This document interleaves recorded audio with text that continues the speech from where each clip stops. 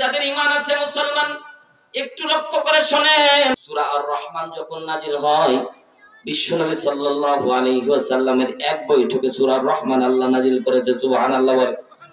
আল্লাহ তাআলা এত দামি একটি সূরা আপনাকে আমাকে দান করেছে। সূরা আর রহমানের ভিতরে একটা আয়াত বারবার 37 বার পর্যন্ত রিপিটেশন করা হয়েছে। আল্লাহু আকবার বলেন।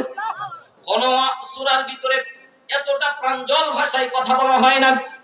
কোরআনের সূরা আর রহমানকে কোরআনের জাতীয় সঙ্গীত বলা হয়।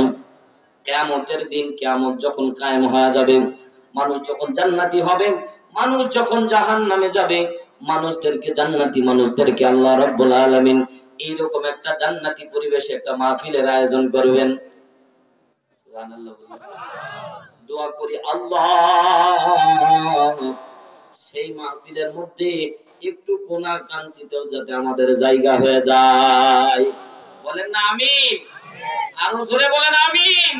জান্নাতের সেই জায়গায় আমরা থাকতে চাই কি চাই না? মুসলমান গভীর মনোযোগ দেন। আল্লাহ রাব্বুল আলামিন উদ্বোধনী বক্তব্য দিতে বলবেন, উদ্বোধনী তেলাওয়াত করতে বলবেন হযরতে দাউদ আলাইহিস সালাতু ওয়াস সালামকে। আল্লাহু আকবার বলেন। হযরতে দাউদ আলাইহিস সালাতু ওয়াস সালাম সূরা তাহা থেকে তেলাওয়াত করবেন। আল্লাহ রাব্বুল আলামিন বিশ্ব নবীকে সূরা ইয়াসিন তেলাওয়াত করার জন্য বলবেন। বিশ্ব নবী সূরা ইয়াসিন তেলাওয়াত করবেন। এবার চিফ জাস্টিসের চেয়ারে আসনে বসা থাকবে আমার আল্লাহ। চিৎকার দিয়ে বলেন আল্লাহু আকবার। এরকম সামনে আমরা বসে থাকবো। আল্লাহ রাব্বুল আলামিন দুইটা চেয়ার থাকবে, হাদিসের ভাষা একটা ডান এবং বাম, অর্থাৎ হযরতে মুহাম্মদ সাল্লাল্লাহু আলাইহি সাল্লাম একদিকে থাকবে, আরেক দিকে দাউদ আলাইহিস সালাতু ওয়াস সালাম থাকবে। তা বাদে মঞ্চে আর কেউ চান্স পাবে না। সুবহানাল্লাহ বলেন। এইরকম চেয়ার থাকবে, চেয়ারের পয়গম্বর থাকবে, মানুষের ঈমান অনুযায়ী তাদের সারিবদ্ধ থাকবে। মুসলমান ইচ্ছা মতো আপনি বসতে পারবেন না, লেখা থাকবে সেখানে আমল অনুযায়ী চেয়ার বরাদ্দ থাকবে। মুসলমান ভাইরারে আমার, যার ঈমান যত তার সামনে তত স্থান হবে। আমার আল্লাহ রাব্বুল আলামিন নিজে সূরা আর রহমানের টান মারবে। আলফানা সিনাতি শব্দ ব্যবহার করা হয়েছে। আল্লাহ এক একটা আয়াতের টান দিবে তো ৭০,০০০ বছর পার হয়ে যাবে। আল্লাহু আকবার বলে। দুই হাত আকাশের দিকে উঁচু করে বলেন আল্লাহু আকবার। আমরা সূরা আর রহমান পড়ি, আর রহমান।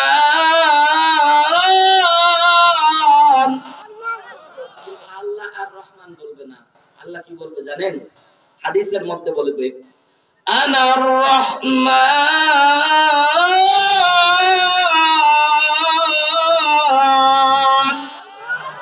আল্লাহ বলবে আমি রহমান। আল্লাহু আকবার বলেন। সম্মানিত ভাইয়েরা আমার, বলতেছিলাম সূরা আর রহমান যখন নাজিল হলো বিশ্ব নবী সাহাবীদেরকে বললেন, ও সাহাবীরা আমি তোমাদেরকে একটা নির্দেশ দিচ্ছি, আমি তোমাদেরকে একটা নির্দেশ দিচ্ছি। আল্লাহ রাব্বুল আলামিন ইন্ডিমেন্ট টাইমে আমাকে জিবরাইলের দ্বারা বলে দিল এই সূরা আর রহমান কি কাবা চত্বরের সামনে মুনাফিক কাফের মুশরিক সবার সামনে তেলাওয়াত করা লাগবে। সামনে সাহাবা একরাম বসে আছে, কোন সাহাবী বলে না, কথা বলে না। মুসলমান একটু গভীর মনোযোগ দেন। হযরত আব্দুল্লাহ ইবনে মাসউদ রাদিয়াল্লাহু তাআলা আনহু কিছুদিন আগে ইসলাম ধর্ম কবুল করেছিলেন। আব্দুল্লাহ ইবনে মাসউদ রাদিয়াল্লাহু তাআলা আনহুর স্মৃতিশক্তি ছিল অনেক প্রখর। আল্লাহর নবীকে ডাকতে বললেন, নবীজি আপনি আর একবার সূরা আর রহমান যদি তেলাওয়াত করেন আমি আব্দুল্লাহ ইবনে মাসউদের মুখস্থ হয়ে যাবে। চিৎকার দিয়ে বলেন না আল্লাহু আকবার। কথা বলা যাবে না, অনুগ্রহ করে ওইদিকে চলে যান, কথা বলা যাবে না এখানে। সম্মানিত ভাইয়েরা আমার, আমার দিকে মনোযোগ আসে তো আপনাদের? চলবে এভাবে? কিছুক্ষণ চলবে তো ইনশাআল্লাহ। বিশ্ব নবী বলেন আমি আবার সূরা আর রহমান তেলাওয়াত করলাম। আব্দুল্লাহ ইবনে মাসউদ রাদিয়াল্লাহু তাআলা আনহু রাইসুল মুফাসসিরিন বলা হয়, আব্দুল্লাহ ইবনে মাসউদ রাদিয়াল্লাহু তাআলা আনহুকে বিশ্ব নবীর সামনে বললেন, ও নবী আমি সূরা আর রহমান যেন হিফজ করে ফেলেছি। বিশ্ব নবী বললেন, ও আমার সাহাবীরা কে কাফেরের সামনে হাতিমে কাবায় গিয়ে সূরা আর রহমান তেলাওয়াত করে দিবা? প্রত্যেকজন সাহাবী টের পেয়েছে, কারণ কাফেরদের সামনে সূরা আর রহমান তেলাওয়াত করা চারটিখানি ব্যাপার না।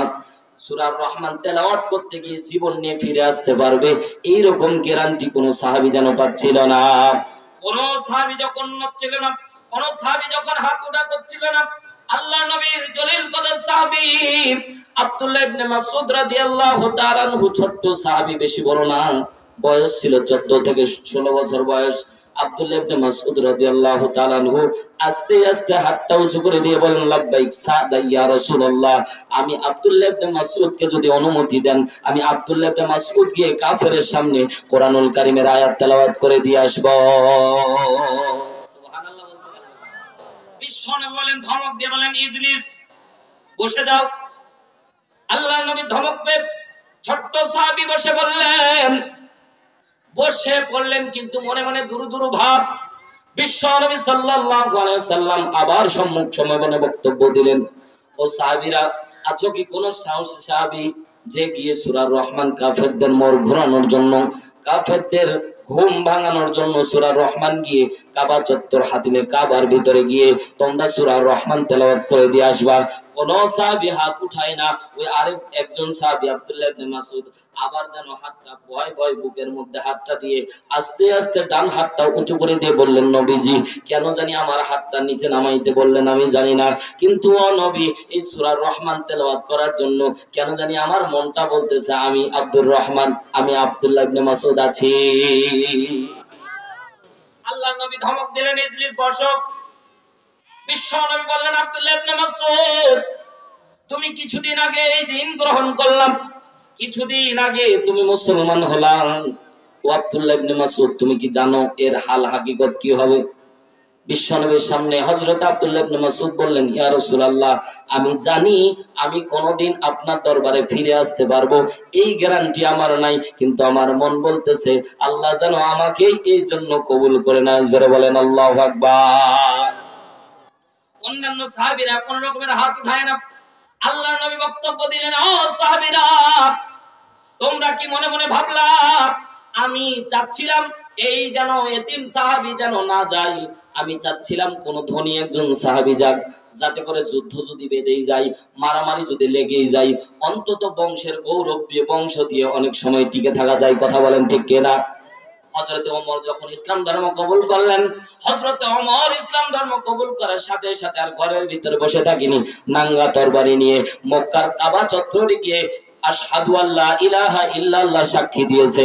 আবু জেহেল রাগ করে ঘর থেকে বের হয়েছে, কে রে, কার বাপের কার বুকের এত বড় পাটা, ইসলামের নাম এত জোরে উচ্চারণ করে। ভয়ে সবাই যখন বীর গর্জন দিয়ে দরজাটা খুলে দেখে হযরতে ওমর নাঙ্গা তরবারি নিয়ে বসে আছে, বিড়ালের মতো মাথাটা নিচু করে দিয়ে আবার ঘরের ভিতরে ঢুকে পড়েছে।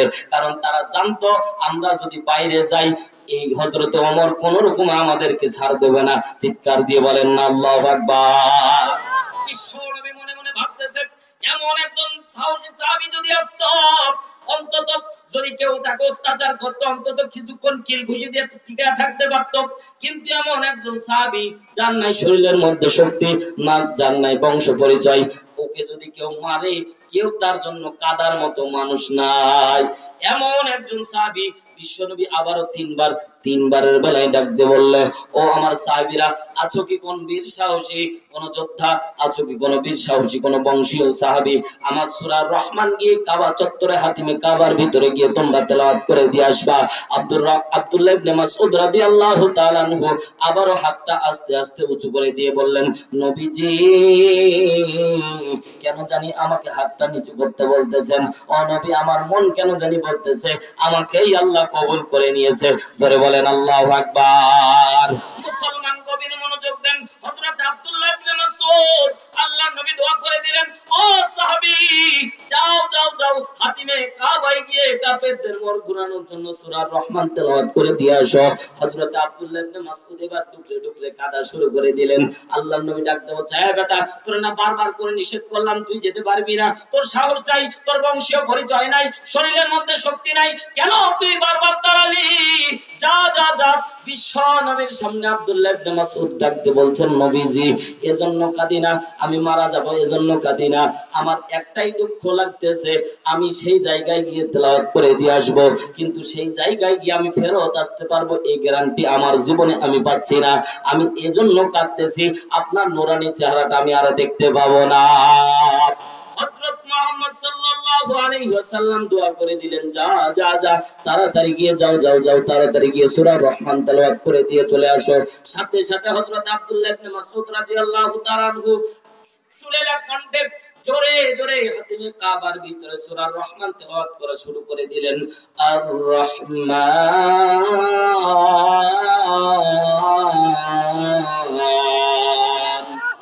আল্লামাল কুরআন। এইভাবে তেলাওয়াত করতেছে যখন 1 2 3 করে এক এক করে পুরা যেন কাবা শরীফ যেন পুরা কাফের আর মুসলমান যে যাচ্ছিল আশেপাশ দিয়ে এত সুন্দর কণ্ঠে তেলাওয়াত করতেছিলেন, যখন কোন রকমের কেউ নড়তেছিল না, তখন এক পাশ দিয়ে আবু জেহেল উতবা সাইবা সহ সকল কাফের যেন মন্ত্রমুগ্ধের মতো বসে বসে তেলাওয়াত শুনতেছে। চিৎকার দিয়ে বলেন আল্লাহু আকবার। আজীব ব্যাপার, কাফের মুশরিক সবাই অপলকে তাকায় আছে, মুসলমান গভীর মনোযোগ দেন। বিশ্ব নবী সাল্লাল্লাহু আলাইহি ওয়াসাল্লাম এইদিকে বসে আছেন দারুল আরকামের ভিতরে। বিশ্ব নবী দারুল আরকামের ভিতরে বসে আছে, সাহাবা একরামকে নিয়ে বিশ্ব নবী গল্প করতেছে। আমার সাহাবী আব্দুল্লাহ ইবনে মাসউদ কি যে হালত হয় আমি বুঝে উঠতে পারতেছি না। বিশ্ব নবী এই চিন্তা করতেছিল যখন এক এক করে সূরা রহমান তেলাওয়াত করতেছিলেন। আব্দুল্লাহ ইবনে মাসউদ তেলাওয়াত করতে করতে এক পর্যায়ে শেষ পর্যায়ে যখন চলে গিয়েছে, শয়তান আবু জেহেলের কানের মধ্যে গুতা মারে, এই তুইও শুনতেছিস, সকলে শুনতেছে, তোর শোনা আলাদা, অন্য মানুষের শোনা আলাদা। অন্য মানুষ যদি তোর দিকে তাকায় তাহলে তারা ইসলাম ধর্ম কবুল করে নিবে। সাথে সাথে আবু জেহেলের মাথা বিগড়ে গেল, সাথে সাথে দাঁড়ায় বলতেছে, আছে না এরকম, আছে না এরকম? মাঝে মাঝে দেখবেন তারাও ভালো কাজে যায়, আবার মাঝে মাঝে হুঙ্কার দিয়ে কোরআনের আওয়াজকে বন্ধ করে দিতে চায়। কথা বলেন ঠিক কি না?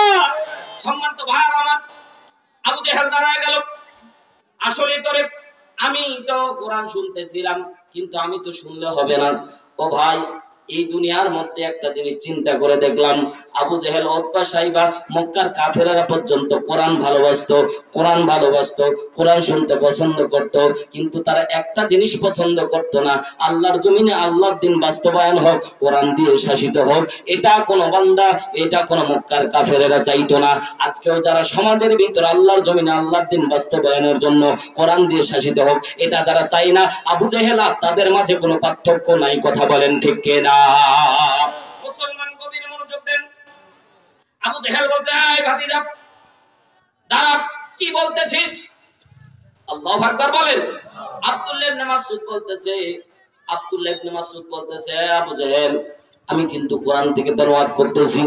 এই উচ্চ আওয়াজে যখন বললাম, আবু জেহেল সাথে সাথে তার মাথাটা খারাপ হয়ে গেল, সাথে সাথে কাছে গিয়ে এক চড় ওই ছোট্ট বাচ্চা আব্দুল্লাহ ইবনে মাসউদের কান বরাবর মেরে দিল। সম্মানিত ভাইরা আমার, গভীর মনোযোগ দেন। আমি যে আয়াতে কারিমা আপনাদের খেদমতে তেলাওয়াত করেছি ভাই, অতীব গুরুত্বপূর্ণ একটি আয়াত, কিন্তু আপনাদের ঈমান বাড়ানোর জন্য এই ঘটনাটা নিয়ে আসলাম, আপনাদের মনোযোগ আকর্ষণ করার জন্য নিয়ে আসলাম। মহব্বতের ভাইরা একটু গভীর মনোযোগ দেন, পর্দানিশী মা বোনেরা। আবু জেহেল যখন আব্দুল্লাহ ইবনে মাসউদের কান বরাবর মেরে দিল, ও ভাই, ছোট্ট বাচ্চার কানের পর্দা কিন্তু অনেক চিকন থাকে, অনেক সরু থাকে, অনেক নরম থাকে। কথা বলেন ঠিক কিনা? আব্দুল্লাহ ইবনে মাসউদের কান বরাবর যখন আবু জেহেল মেরে দিয়েছে, সাথে সাথে আব্দুল্লাহ ইবনে মাসউদের সাথে সাথে কানের পর্দা ফেটে গেছে। বলেন তো, কানের পর্দা ফাটলে কিন্তু অবস্থা ভালো না খারাপ? আব্দুল্লাহ ইবনে মাসউদ ছোট্ট বাচ্চা, হাউমাউ করে কান্না করে শুরু করে দিল। সাথে সাথে আল্লাহর নবীর কলিজায় যেন আঘাত লাগলো। জ্বর মেরেছে যখন, আল্লাহর নবী আর ওই মজলিসের মধ্যে আর বসে থাকতে পারলেন না। সাহাবীদেরকে বলছে, সাহাবীরা আমার কেমন জানি মনে হয় আমার আব্দুল্লাহ ইবনে মাসউদকে তারা মেরে ফেলে দিচ্ছে। আল্লাহর নবী দৌড় শুরু করে দিলেন। সাহাবীরা বলছে, নবীজি উত্তপ্ত পরিবেশ যাওয়ার দরকার নাই। সম্মানিত ভাইয়েরা আমার, শিক্ষা নেন জাতির জন্য। বিশ্বনবী এমন একজন মহামানব ছিলেন, বিশ্বনবী এমন একজন নেতা ছিলেন। কোন কর্মী মঞ্চ ময়দানে কোন কর্মী যখন নির্যাতনের শিকার হতো, আল্লাহর নবী তাকে ফেলে কোনোদিন পালায়নি, ঠিক না? আর আমাদের সমাজের নেতারা জীবন মরে রে ভাই। কথা বলেন না কেন ভাই? খালি ওরা উপর থেকে অর্ডার করে মারো মারো, মরে কারা? এই চেলা চামচারা। কথা বলেন না কেন ভাই? ঠিক যদি হয় ঠিক বলবেন, না হয় ভুল হলে ভুল বলবেন। কথা ঠিক না বে ঠিক? এই পিছনের ভাইরা বলো ঠিক না বে ঠিক? কোন রকমের আওয়াজ দিচ্ছেন না, কারণ কি গো? ভাবি নিষেধ করলো নাকি? কসম করে আসলেন যে হুজুর যত ঠিক বে ঠিক, কোন রকমের আওয়াজ দিবা না। একটু আওয়াজ দেন লিল্লাহে তাকবীর। সম্মানিত ভাইরা আমার, বিশ্বনবী সাহাবীদেরকে বলছেন আমার আব্দুল্লাহ ইবনে মাসউদ মারা যাবে, আমার আব্দুল্লাহ ইবনে মাসউদ নির্যাতিত হবে, আর আমি নির্যাতনের ভয়ে ঘরের ভিতরে বসে থাকবো, এটা হতে পারে না। আল্লাহর নবী সোজা হাতিমে কাবার দিকে দৌড় দিয়ে দেখতেছে, যা ভেবেছিল তাই, আব্দুল্লাহ ইবনে মাসউদ যেন গড়াগড়ি দিয়ে মাটিতে জমিনের মধ্যে লুটায় পড়েছে, ডান দিকে আবু জেহেল দাঁড়া আছে। বিশ্বনবীর দৌড় দেখেছে, আল্লাহর কসম করে বলি, সূরা রহমানের শানে নজুল প্রমাণ করে, আল্লাহর নবী যখন দৌড় দিচ্ছিল তখন আল্লাহর নবীর ডান এবং বাম পাশে জিবরাইল এবং মিকরাইল আলাইহিস সালাতু ওয়াস সালাম। মিকরাইল আলাইহিস সালাতু ওয়াস সালাম যার দায়িত্ব হচ্ছে বৃষ্টি বর্ষণ করা। এই মিকরাইল আলাইহিস সালাতু ওয়াস সালাম কোনোদিন কোন নবীর কাছে আসতো না, কিন্তু 2 দিন বিশ্ব নবীর কাছে এসেছিল। এই একদিন আল্লাহর নবীর ডান পাশে ছিল জিবরাইল, বাম পাশে ছিল মিকরাইল। এমন গর্জন দিয়েছিল, আবু জেহেল যত কাফের ছিল সবাই দেখতে পেয়েছিল। সাথে সাথে তারা মঞ্চ ময়দান ছেড়ে দিয়ে দৌড় মেরেছিল। চিৎকার দিয়ে বলেন আল্লাহু আকবার। মুসলমানের মতো আওয়াজ তুলে বলেন আল্লাহু আকবার। বিশ্ব নবী দৌড়াচ্ছে, বিশ্ব নবীকে দেখে তারা মারার চিন্তাধারা করতেছিল, আল্লাহর নবী আসা মাত্র তাকে মেরে দেব। কিন্তু আবু জেহেল খেয়াল করে দেখলো এমন একজন বাঘের মতো গর্জন দিচ্ছে, বাঘ গর্জন দিচ্ছে, এমন ভয় তাদের অন্তঃকরণের মধ্যে আল্লাহ ঢুকাইয়া দিল। সাথে সাথে আবু জেহেল সহ যত কাফের নেতৃত্ববৃন্দ ছিল সবাই দৌড় দিয়েছে। চিৎকার দিয়ে বলেন না আল্লাহু আকবার। মুসলমান ভাইরা আমার, গভীর মনোযোগ দেন। বিশ্ব নবী যখন দৌড় দিয়েছে, আব্দুল্লাহ ইবনে মাসউদকে ডাক দিয়ে বলে, ও মাসউদ, কি হলো তোমার? তুমি জমিনের মধ্যে লটায় পড়লা কেন? সাথে সাথে আল্লাহর নবী সাল্লাল্লাহু আলাইহি ওয়াসাল্লামের জবাবে আব্দুল্লাহ ইবনে মাসউদ ডাক দিয়ে বললেন, নবীজি, আপনি আপনার মুখ মরা দেখতে পাচ্ছি, আপনি মুখ মরতেছেন, কথা বলতেছেন, এটা আমি দেখতে পাচ্ছি। ও নবী, আপনি কি বলতেছেন এটা আমি আব্দুল্লাহ ইবনে মাসউদ যেন শুনতে পাচ্ছি না। চিৎকার দিয়ে বলেন নাউজুবিল্লাহ। বিশ্ব নবী ডাক দিয়ে বললেন, ও আব্দুল্লাহ ইবনে মাসউদ, তুমি বুঝতে পারতেছো না কারণটা কি? বিশ্ব নবীকে ডাক দিয়ে বললেন, নবীজি, আমার কানের মধ্যে আবু জেহেল এমন করে চড় মেরেছে, আমি আর কোনোদিন শুনতে পাবো না। আমার একটা কানের পর্দা ফেটে গিয়েছে, এই কানের মধ্যে মেরেছে, এই কানের পর্দা পর্যন্ত 2টা পর্দা, মোটামুটি একটা পর্দা পুরোটাই ছিঁড়ে গিয়েছিল। আর মুফাসসিরিন একরাম বর্ণনা করে আরেকটা পর্দা কেবলমাত্র আঘাত পেয়েছিল। কোন রকমের কিছু আওয়াজ আব্দুল্লাহ ইবনে মাসউদের কানের মধ্যে ঢুকতো। কিন্তু যখন মুজিজার ব্যাপার হলো, যখন কোরআন থেকে বিশ্বনবী হাদিস থেকে তেলাওয়াত করতেন, আর আব্দুল্লাহ ইবনে মাসউদ পুরোটাই শুনতে পেতেন। জোরে বলেন সুবহানাল্লাহ।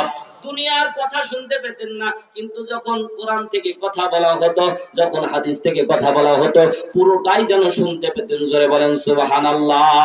আল্লাহর নবী বসে বললেন, আব্দুল্লাহ ইবনে মাসউদের মাথাটাকে কোলের মধ্যে নিয়ে মাথাটা নাড়তে নাড়তে আদর করে ডাক দিয়ে বলছে, ও আব্দুল্লাহ ইবনে মাসউদ, তোমাকে বারবার করে বললাম, তুমি ছোট্ট সাহাবী, তুমি চিন্তা করলে না, জীবনের মায়া ভুলে গিয়ে তুমি দ্বীনের জন্য অকাতরে জীবনকে বিলিয়ে দেওয়ার জন্য মঞ্চ ময়দানে চলে আসলা। ও আব্দুল্লাহ ইবনে মাসউদ, তোমার জন্য অনেক বেশি মায়া হচ্ছে। এই সময় আল্লাহর নবী কাঁদে, এই সময় আব্দুল্লাহ ইবনে মাসউদ কাঁদে, পিছনে সাহাবায়ে কেরাম হু হু করে কাঁদতেছে। ইন্ডিমেন্ট টাইমে জিবরাইল আলাইহিস সালাতু ওয়াস সালাম চলে আসলেন। আল্লাহর নবী কাঁদতেছেন, আব্দুল্লাহ ইবনে মাসউদ কাঁদতেছেন। এই মধ্যে ওখানে হযরতে জিবরাইল মিচকি মিচকি হেসে হাসা শুরু করে দিয়েছে। চিৎকার দিয়ে বলেন আল্লাহু আকবার। আল্লাহর নবী ডাকতে বলেন, জিবরাইল, ও জিবরাইল ভাই, যে সময় রাসূলের সাহাবী কাঁদে, যে সময় রাসূল কাঁদে, যেই সময় সাহাবীরা কাঁদে, সেই সময় তুমি জিবরাইল হাসলা, এটা আমি বেশি একটা খুশি হতে পারলাম না। জিবরাইল উড়াল দিয়ে চলে গেলেন, শুধু এতটুকু মেসেজ দিলেন, ও নবী, আমরা গোয়েন্দা বিভাগের কয়েকজন আছি, গোয়েন্দা বিভাগের কয়েকজন ফেরেশতা আছি, আমরা অতীতের সব খবর জানি। আমি এমন একটা দৃশ্য দেখতে পেয়েছিলাম, যেই দৃশ্য, যেদিন এই দৃশ্য ঘটবে সেদিন আপনিও হাসবেন, আপনার সাহাবীও হাসবে। ওই দৃশ্য আমার চোখের সামনে আসার কারণে আমি জিবরাইল হেসে দিয়েছি, আমাকে বদদুয়া দিবেন না। উড়াল দিয়ে চলে গেলেন জিবরাইল। জোরে বলেন না আল্লাহু আকবার। কোন দৃশ্য দেখার কারণে জিবরাইল হাসলেন? ও ভাই, এই ঘটনা শোনার দরকার আছে না নাই? জোরে বলেন না কেন? আপনাদের শোনার মনোযোগ নাই?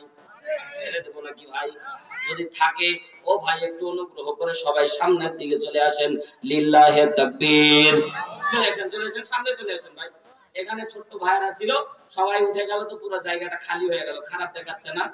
ও ভাই একটু জিকির করেন আর সামনের দিকে আগে আসেন। ও ভাই অনুরোধ করে বলতেছি আসেন, ভালো লাগবে ভাই। যতক্ষণ থাকবেন এ দিনের মাকসাদে দিনের কাজ হবে ইনশাআল্লাহ। আপনারা উঠতেছেন না, কারণ কি গো? কালেকশন কি এখনই শুরু নাকি? এই আগায় আসেন না কেন? আগায় না আসলে কথা না শুনলে তো হবে না। ও ভাই আমি আগায় আসতে বলছি, যেতে তো বলিনি ভাই। আপনাদের কি ভালো লাগতেছে? লিল্লাহে তাকবীর, লিল্লাহে তাকবীর। চলবে ইনশাআল্লাহ। সম্মানিত ভাইরা আমার, এবার আসি আমরা কোরআনুল কারীমের মধ্যে ঢুকে যাই। আমরা যে আয়াতে কারিমা তেলাওয়াত করেছি সূরা তাহরিম, সূরা তাহরিমের ৮ নম্বর আয়াত আপনাদের খেদমতে কিছু অংশ তেলাওয়াত করেছি। আমাদের জন্য এতটা অতীব জরুরি একটি বিষয়। আল্লাহ তাআলা এখানে যারা বসে আছি, পর্দানিশী মা বোন যারা বসে আছি, ও ভাই জিজ্ঞাসা করতে চাই, এখানে যারা বসে আছি কেউ কি গুনাহ বাদ দিয়ে না গুনাহ যুক্ত? আমরা গুনাহ যুক্ত না গুনাহ মুক্ত? আমাদের সবার গুনাহ আছে না নাই? আরো জোরে বলেন আছে না নাই? আমরা তাওবা করি, গুনাহ করলে কি করতে হয়? সাথে সাথে তাওবা করে নিতে হয়। আমরা মনে করি যে দেরিতে করব না, সাথে সাথে যদি তাওবা করা হয় তো গুনাহটা লেখাই হয় না। সুবহানাল্লাহ বলেন। কেউ যদি একটা গুনাহ করে তো সাথে সাথে ফেরেশতারা কিন্তু লেখার অনুমতি পায় না। বারবার করে আল্লাহকে বলে, আল্লাহ বান্দা গুনাহ করেছে। তো আল্লাহ বলে একটু রুখসত দাও, দেখো জোহর পর্যন্ত বান্দা তাওবা করে কিনা। তো বান্দা তাওবা করতেছে না। আসর হয়ে যাচ্ছে, বান্দা তাওবা করতেছে না। শেষ পর্যন্ত আল্লাহ মানে ফেরেশতাকে শেষ পর্যন্ত নিরাশ হয়ে ডাক দিয়ে বলে, বান্দা কত আশা করেছিলাম তুমি তাওবা করবা, কিন্তু তুমি তাওবা করলা না। শেষ পর্যন্ত ফেরেশতারা একটা গুনাহটা লেখে। আল্লাহু আকবার বলেন। সম্মানিত ভাইরা আমার, তাওবা করতে হবে। এবার জিজ্ঞাসা করতে চাই পর্দানিশী মা বোন সহ আপনারা যারা বসে আছেন, আমার আওয়াজ যতদূর পর্যন্ত যাচ্ছে ভাই, আমরা আপনাদেরকে জিজ্ঞাসা করতে চাই, আমরা যে তাওবা করি তাওবা কবুল হচ্ছে কি হচ্ছে না এটা কি দেখা যায়? জোরে বলেন, আরো জোরে। দেখা যায় রে ভাই? দেখা যায় না? কিন্তু বুখারীর একটি হাদিস, বিশ্বনবী বলেন তোমরা যদি তাওবা করো, তাওবা ৪ পদ্ধতিতে যদি করতে পারো, বুখারীর হাদিস ভাই, গাজাখুরি গল্প না, বুখারীর হাদিস, বিশ্বনবী বলেন তোমরা ৪ পদ্ধতিতে যদি তাওবা করতে পারো তো এই তাওবাটা কবুল হয়েছে কিনা তোমরা দেখতে পাবা। আরো জোরে বলেন। তাহলে আজকের মূল পয়েন্ট হচ্ছে, আমরা যেভাবে তাওবা করি এটা আসলে তাওবার কোনো পদ্ধতি না। হাদিস থেকে আমরা তাওবার পদ্ধতি শিখব এবং আমল করব। আর আপনাদেরকে আমি দেখাবো যে তাওবা কবুল হয় কি হয় না। আল্লাহু আকবার বলেন। খালি ওয়াজ তো শুনেছেন, আজকে ওয়াজ দেখবেন ইনশাআল্লাহ, নাকি বলেন? ওই যে আপনাদের এলাকায় খেলা দেখাতে আসে না ভাই, বাড়ি মারে খালি, এইবার বাইর করব, এইবার বাইর করব করতে করতে বাইরই করে না, ঠিক না? একদিন আমি দেখতেছি যে ভেলকি, চোখে ভেলকি লাগে, ওরা কিন্তু একটা দাগ দেয় ভাই। দাগ দেওয়ার পর এটা কিন্তু আসলে জাদু, এটা কিন্তু করা শিরিক। তারা যেটা দেখায় এটা চোখের ভেলকি, শুধুমাত্র আমরা দেখতে পাই, কিন্তু এটা অরিজিনাল না।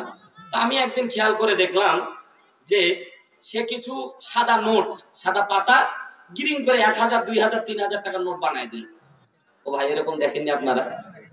তো পরে আমি দেখলাম, আমি তখন ছোট ছিলাম, ক্লাস 6-7 পড়তাম। তো আমি চিন্তা করলাম, আমার ছোট্ট ব্রেন তখন অতটা বুঝেনি। আমি পরে দেখলাম যে খেলা শেষে মানে বালু দিয়ে চিনি মানে বানাচ্ছে, বালু দিয়ে চানাচুর বানাচ্ছে, এগুলো বানাচ্ছে আস্তে আস্তে। তো আমি চিন্তা করলাম, আল্লাহ ওকে কত বুদ্ধি দিয়েছে, অত টাকার মালিক, কোটি কোটি টাকার মালিক না? গ্রিন করে এতগুলো এতগুলো পিসটাকে মুহূর্তের ভিতরে টাকা বানায় ফেলতেছে। পরে আবার খেলা যখন শেষ তখন 10 টাকা 10 টাকা করে তুলতেছে। আমি ভাবতেছি, এরে আল্লাহ, ওই ১,০০০ টাকার নোট বানাইতে পারে, ও আবার ফকিরের মতো 10 টাকা চাইকে, হ্যাঁ ঠিক না? আমার কমল মনে চিন্তা করতেছে যে আসলেই তো ও টাকা বানাচ্ছে ১,০০০ টাকা, তো একটা টাকা দিলে তো আমরা সবাই খুশি হয়ে যায়। আমাদেরকে বরঞ্চ টাকা দিয়ে যাবে, তো ও আবার পরে 10 টাকা করে তুলতেছে, আপনারা যদি আমার টাকা না দেন আমার পরিবার চলবে না। এত বড় লোক মানুষ আবার টাকা চাই করে। পরে চিন্তা করে দেখলাম সব দেখতেছি ওই টাকা খালি দেখা যায়, কিন্তু ওই টাকা টাকায় না। কথা বলেন ঠিক না? এইরকম হবে না ভাই। কোরআন হাদিসের কথা অথেন্টিক। আল্লাহু আকবার বলেন। আপনি তাওবা দেখতে পাবেন। আল্লাহর নবী সাহাবীদেরকে বলছে, সাহাবীরা তোমরা কি তাওবা দেখতে পাচ্ছ? ও পর্দানিশী মা বোনেরা, আপনাদের কিন্তু গল্প আমরা শুনতে পাচ্ছি মা। এত জোরে গল্প করতে শুনতে পাচ্ছেন না ভাই? এত জোরে গল্প করতে, তোমাদের কণ্ঠটাও কিন্তু পর্দা। এজন্য তোমাদেরকে কিন্তু আমরা জোরে সুবহানাল্লাহ বলতে বলি না। কথা কন নাকে? যদি মা বোনদেরকে যদি বলতে বলা হতো যে জোরে সুবহানাল্লাহ, আপনাদেরকে 3-4 বার যেমন জোরে বলেন জোরে বলেন, এরকম যদি একবার কইতো ওরা ওদের আওয়াজে আপনারা বাড়ি দৌড় মারবেন, ঠিক না? এখন উল্টা হয়ে গেছে ভাই। ওরা আওয়াজ দিতে পারতেছে, আপনারা ড্যামেজ খেয়ে গেছে, ঠিক না বে ঠিক? এখন মহিলারা যা বলে তাই চলে। ও ভাই কথা ঠিক না বে ঠিক? ঠিক, হ্যাঁ ঠিক। যাই হোক, ও মা তোমার কথাতেই তারা চলতেছে, বোঝা যাচ্ছে। সম্মানিত ভাইয়ারা আমার, তাহলে আমরা আজকে হাদিসের ভাষা অনুযায়ী তাওবা দেখব, আমল করব, এবং সেই তাওবা আমাদের কবুল হচ্ছে কিনা এটা হাদিস অনুযায়ী আমরা দেখে আমলটা নিয়ে বাড়ি যাব ইনশাআল্লাহ। কে কে শেষ পর্যন্ত থাকবে না একটু হাতটা জাগান তো। ও মাদানি ভাই, এতগুলো মানুষ থাকবে না? ও বুঝতে পারে, ঝোঁকে তালে মারেছে নাকি? ঝোঁকে তালে। যাই হোক, এবার থাকবেন কে কে? লিল্লাহে তাকবীর। একটু হাতটা জাগান, লিল্লাহে তাকবীর। ও পর্দানিশী মা বোনেরা, আপনারাও হাত জাগান। আল্লাহ সকলকে কবুল করুন। ভাই উঠে যাবেন না তো ইনশাআল্লাহ? যদি উঠে যান তাহলে কিন্তু খবর আছে। সম্মানিত ভাইয়ার আমার, সূরা তাহরিম আল্লাহ রাব্বুল আলামিন আয়াত নাযিল করে জানায়া দেয়, ইয়া আইয়ুহাল্লাযীনা আমানু। আল্লাহ বলতেছে ঈমানদারদেরকে সুবহানাল্লাহ বলেন। মহব্বত করে আল্লাহ রাব্বুল আলামিন ইয়া আইয়ুহাল ইনসান শব্দ ব্যবহার করেনি। আল্লাহ রাব্বুল আলামিন বলেন ইয়া আইয়ুহাল্লাযীনা আমানু, ওহে যারা ঈমানদার, যারা ঈমানের দাবি করো। আল্লাহ বলছে তুবু ইলাল্লাহ। আরো জোরে বলেন না আল্লাহু আকবার। আল্লাহ বলছে তুবু ইলাল্লাহ, ও বান্দারা তোমরা আল্লাহর জন্য তওবা করো। তাওবাতান নাসুহা। তাওবাটা কেমন হবে? তাওবাতুন নাসুহা। আবার নাসুহা এক ব্যক্তির গল্প না। নাসুহা শব্দের ব্যাখ্যা করা হয়েছে তাফসীরে ইবনে আশুর, আল্লামা আশুর রাহমাতুল্লাহ আলাইহি বলেন, নাসুহা শব্দের ব্যাখ্যা করতে গিয়ে বলেন, নাসুহা এমন একটি শব্দ যেটা হচ্ছে একনিষ্ঠ, একেবারে ঐকান্তিক ভাবে, একবারে শক্তভাবে মজবুত করে যেটা ধরা হয়। উদাহরণ হিসেবে দেওয়া হয়েছে, কোন পিলার যখন পুঁতে 10 তলা 20 তলা বিল্ডিং নিচে কিন্তু ভিত্তি দেয়, ঠিক না? জোরে বলেন না কেন? 10 তলা কিংবা 20 তলা 100 তলা যত বড় বিল্ডিং নেন না কেন, নিচের ভিতটা যদি আপনার মজবুত না হয়, তাহলে ওই 10 তলা 20 তলা বিল্ডিং যত তালা দেন না কেন, তালা বানানো শেষ, ভাঙাও শেষ। কথা বলেন ঠিক কিনা? তো বিশ্বনবী সাল্লাল্লাহু আলাইহি ওয়াসাল্লাম বলে তাওবাতান নাসুহা, এটা হচ্ছে এমন একটা ভিত, এই মজবুত ভিত অন্তরের মধ্যে যারা পয়দা করতে পেরেছে তাদের ঈমানটা মজবুত হয়েছে, আর যারা ভিতটা পয়দা করতে পারেনি এই মজবুত ঈমান তাদেরও নাই, এবং মুনাফিকের মতো তাদের ঈমান নড়বড় করে। কথা বলেন ঠিক কিনা? সম্মানিত ভাইরা আমার, এবার আসেন হাদিসের দিকে যাই। আল্লাহ রাব্বুল আলামিন তাওবাকে এত পছন্দ করে। বান্দা যখন গুনাহ করে, আপনি আমি গুনাহ করি কি করি না? রাতের অন্ধকারে দেখে গুনাহ করি, অন্ধকারে গুনাহ করি। তবে একটা জিনিস মনে রাখবেন মুসলমান, আল্লাহ তাআলা কত বড় দয়াবান, আল্লাহ তাআলা কত বড় রহমওয়ালা। যদি বাবার গুনাহ সন্তানের সামনে প্রকাশ করে দিত, কোনদিন বাবাকে বাবা বলে ডাকতো না, ঠিক না? জোরে বলেন ঠিক কি না? যদি সন্তানের গুনাহ বাবার সামনে প্রকাশ করে দেওয়া হতো, কোনদিন সন্তানকে সন্তান হিসেবে মানত না। কথা বলেন ঠিক কি না? মুসলমান ভাইরা আমার গভীর মনোযোগ দেন। বিশ্বনবী সাল্লাল্লাহু আলাইহি ওয়াসাল্লাম বলেন, আল্লাহ পুরা গুনার অংশটাকে আল্লাহ গোপন রাখে, এবং আল্লাহ চাই বান্দা তাওবা করবে, বান্দা তাওবা করতে দেরি হবে, আমি আল্লাহ বান্দাকে maaf করতে দেরি করি না। লিল্লাহি তাকবীর। সম্মানিত ভাইরা আমার, তাহলে গুনাহ আপনি আমি করব এটাই বাস্তবতা, ঠিক না? আল্লাহ রাব্বুল আলামিন আদম যখন তৈরি করে, যখন ফেরেশতারা ভেটো দিয়েছিল, তার এক নাম্বার কারণ ছিল ফেরেশতারা কোনোদিন অন্যায় করে না, এজন্য ফেরেশতারা মাথাটাও নত, অত সহজে মানে মাথাটা নত। আমরা গুনাহ করলে কিন্তু মাথাটা নুয়ে আসে, ঠিক না? মাথাটা নত হয়ে আসে, কিন্তু ফেরেশতারা গুনাহ করে না, আল্লাহর কাছে ক্ষমাও চায় না, আল্লাহর কাছে এটা পছন্দ না। এজন্য আল্লাহ রাব্বুল আলামিন বনি আদম বানালেন যাতে করে তারা গুনাহ করবে আর তারা আল্লাহর কাছে ক্ষমা চাইবে। জোরে বলেন না আল্লাহু আকবার। মুসলমান ঈমানদার আর শয়তানের মাঝে পার্থক্য হচ্ছে তাওবা করা। সুবহানাল্লাহ বলেন। ভাই আপনারা কি রাগ করতেছেন? ভাই ছেড়ে দেব? হ্যাঁ চলবে তো? উঠে চলে যাচ্ছেন। যাক, আপনারা যদি উঠে চলে যান ইনশাআল্লাহ বেশি লম্বা সময় করব না, অল্প সময়ের ভিতর শেষ করে দেব। কারণ আপনারা সিগন্যাল দিচ্ছেন হুজুর ওয়াজ ভালো লাগতেছে না। হ্যাঁ, এটার প্রমাণ এটা। কারণ মানুষ অনেক সময় প্রেমিক প্রেমিকাকে বুঝায়া দেয় তোমার আমি লাইক করি না, লাইক করে না, এটা কিন্তু বলে না যে আই হ্যাটু আই হ্যাটু। যখন ইগনোর করে বুঝতে পারে যে না, এর দ্বারা কাজ হবে না। কতক্ষণ ঠিক কিনা? যুবক ভাইয়েরা, খালি মোবাইলের মাধ্যমে, এই যে যারা আছে যুবক ভাইয়েরা, খালি মোবাইলের মাধ্যমে, মোবাইলের মধ্যে আল্লাহ কি রহমত দিল রে ভাই, মোবাইল দিয়ে জীবন যৌবন সব শেষ করে দিয়েছে। কথা বলেন ঠিক কিনা? সম্মানিত ভাইয়েরা আমার, ভালো লাগুক আর না লাগুক, দিনের জন্য যতগুলি মানুষ থাকবে ইনশাআল্লাহ মুখলেসের সহিত ঈমান নিয়ে যারা তওবাটা যারা শিখতে চায়, আমি আশা করি তারা থাকবে। যারা পরকাল বিশ্বাস করে, যারা পরকালে নাজাত পেতে চায়, এই সকল মানুষেরা বসবে, এটা গ্যারান্টি। ও ভাই, এখানে কোনো গাঁজাখুরি গল্প চলতেছে না। আপনাকে গুনাহ করতেছেন, গুনাহ থেকে পরিত্রাণ পাওয়ার পথ আপনাকে বাতলায় দেওয়া হচ্ছে, আর আপনার এটা ভালো লাগতেছে না। বুঝতে হবে আপনার শরীরে মুনাফিকের রক্ত প্রবেশ করেছে। কথা বলেন ঠিক কিনা? শয়তান আপনাকে পছন্দ করতেছে না। শয়তান একটা জিনিস পছন্দ করে না, বান্দা তাওবা করুক, এটা শয়তান চায় না। এজন্য আপনাকে গুতায়া ওই দিকে নিয়ে চলে যাচ্ছে, চা খা, অনেক ভালো লাগবে, হুজুরের বক্তব্য শুনিস না, ঠিক না? দেখবেন কিটা উঠে, বলবেন শয়তানের রূপ নিয়ে উঠতেছে। সম্মানিত ভাইরা আমার, কেন বললাম জানেন? শয়তানকে আল্লাহ রাব্বুল আলামিন সিজদা দিতে বলেছিল। ও ভাই, সিজদা দেওয়ার অর্থ, আদম আলাইহিস সালাতু ওয়াস সালামকে সিজদা দেওয়ার অর্থ ফেরেশতাদের এই নয় যে তারা মুতাওয়াজ্জ হয়েছিল, পুরোটাই সিজদা করেছিল।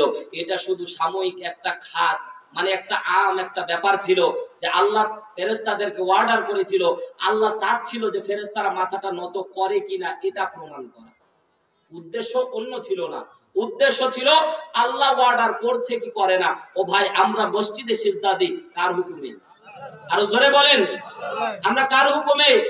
আমরা মূর্তির সামনে সিজদা করি না, কার হুকুমে? আল্লাহ আমাদেরকে মসজিদে সিজদা করতে বলেছে বলেই করি। আমাদের হযরত ওমর বলতে, কাবা তোরে আমি সম্মান করতাম না যদি আল্লাহর নবী, আল্লাহ যদি নির্দেশ না দিতেন। চিৎকার দিয়ে বলেন আল্লাহু আকবার। কাবাকে আমরা কেন্দ্র করে নামাজ পড়ি, এটা আল্লাহ হুকুম দিয়েছে বিধায় করি, অন্যথায় করতাম না। কথা বলেন ঠিক কিনা?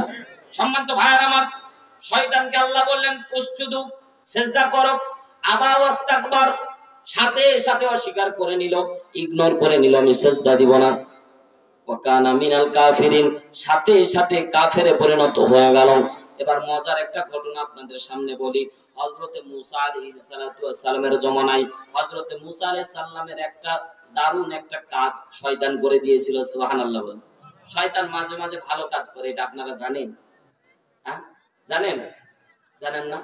এবার দেখেন, বলবো ভাই খারাপ লাগতেছে। মুআয ইবনে জাবাল রাদিয়াল্লাহু তাআলা আনহুর জিন্দেগি যদি পড়েন দেখবেন, মুআয ইবনে জাবাল রাদিয়াল্লাহু তাআলা আনহু জীবনে তাহাজ্জুদ নামাজ কাজা করত না। আল্লাহু আকবার বলেন। তো একদিন শয়তান তার শরীর টিপতে টিপতে ঘুমে বিভোর করে দিয়েছে যে তাহাজ্জুদ নামাজ কাজা হয়ে গেছে। পুরা শয়তান তার পিছনে লাগতো, কেমনে তাহাজ্জুদ নামাজ কাজা করা যায়, কেমনে কাজা করা যায়। তো একদিন সাকসেসফুল হয়ে গেছে। তো সাকসেসফুল হওয়ার সাথে সাথে ফজরের জামাতে যাওয়ার পরে মুআয ইবনে জাবাল রাদিয়াল্লাহু তাআলা আনহু মসজিদে নববীতে নামাজ আদায় করার পর হাউমাউ করে কান্না করা শুরু করে দিয়েছে। এমন কান্না মনে হচ্ছে বাড়িতে বিবি মারা গেছে। সাহাবীরা বলছে, ইয়া রাসূলুল্লাহ, আমরা কোন রকমের নামাজ আদায় করতে পারতেছি না, কোন রকমের তেলাওয়াত করতে পারতেছি না আপনাদের সাহাবীর কান্নার কারণে। আল্লাহর নবী, তোমরা জিজ্ঞাসা করো তার কি কোনো বিপদ ঘটলো নাকি?